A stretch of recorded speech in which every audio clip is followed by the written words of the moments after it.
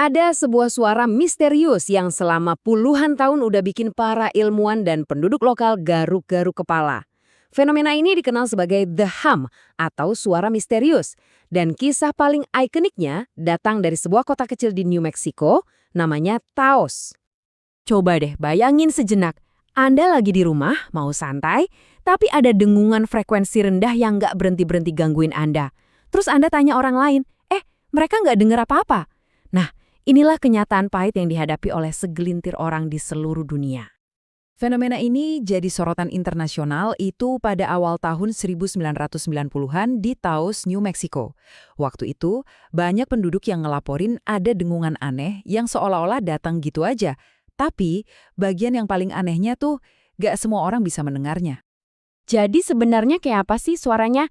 Nah, mereka yang bisa dengar, kita sebut aja pendengar, menggambarkannya sebagai dengungan frekuensi rendah yang nggak ada matinya. Suara ini malah lebih kencang kalau di dalam ruangan dan pas malam hari. Coba bayangin suara mesin diesel dari jauh, tapi mesinnya itu nggak pernah dimatiin. Dan inilah yang bikin semuanya jadi makin membingungkan. Fenomena ini tuh eksklusif banget.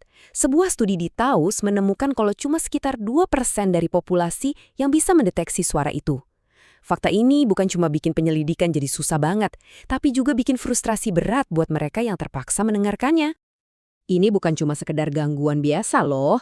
Kutipan dari seseorang yang mengalami dengungan serupa di Inggris ini jelas banget menggambarkan dampak psikologisnya. Bayangin aja, terjebak dengan suara yang konstan dan gak bisa dihindari itu bisa memicu stres, kecemasan, bahkan rasa putus asa. Meskipun Taos yang bikin namanya jadi terkenal, fenomena ini sama sekali bukan kasus yang terjadi di satu tempat aja. Laporan tentang dengungan misterius ini ternyata udah muncul dari seluruh dunia selama beberapa dekade. Ini menunjukkan kalau teka-teki ini skalanya global dan jauh lebih besar dari yang kita kira.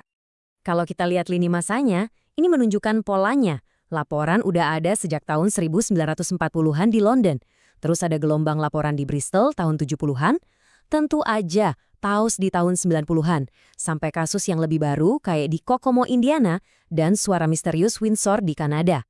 Pola kemunculannya ini kelihatan jelas banget kan?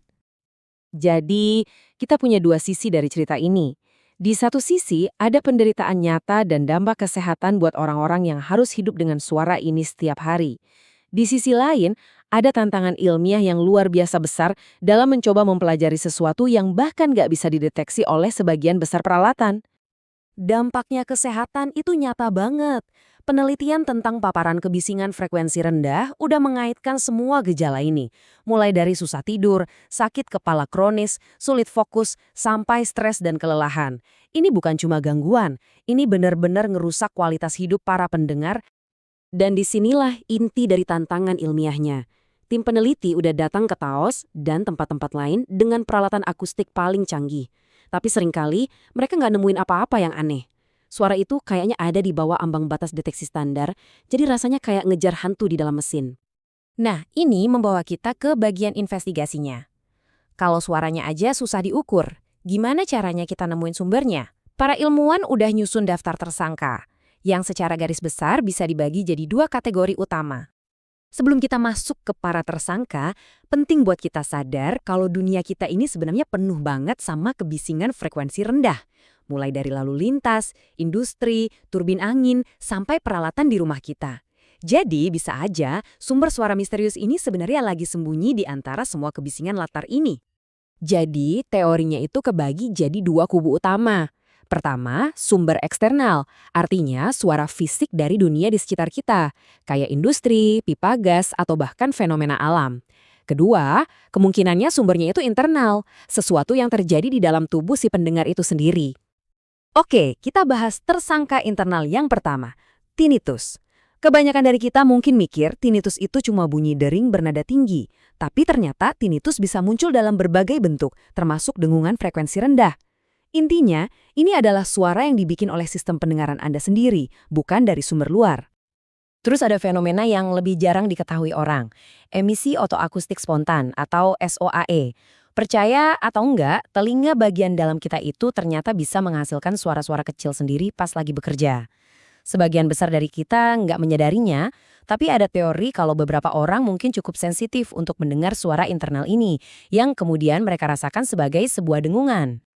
Jadi, dengan semua teori ini, apakah kita jadi semakin dekat dengan jawabannya? Jawabannya adalah iya dan tidak.